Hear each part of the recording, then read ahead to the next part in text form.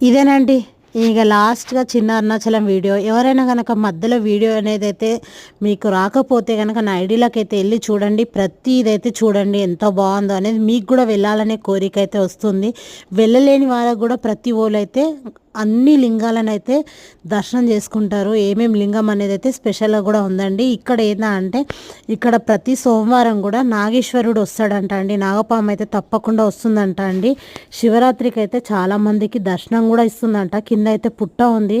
అక్కడ లైవ్‌లో గూడా చూసినాం అన్నట్టు. ఇది ఒకటి నా ఫేవరెట్ గాడ్ అని చెప్పొచ్చు. కుమారస్వామి, అయ్యప్ప అంటే నాకు పిచ్చి ఇష్టం అండి చిన్నప్పటి నుంచి.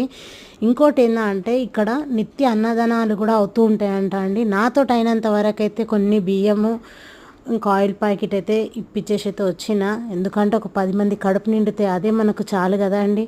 అందులో నాకు అన్నదానం అంటే చాలా ఇష్టం అండి. ఇదొక లింగం చూడండి ఎంత బావుందో గదా!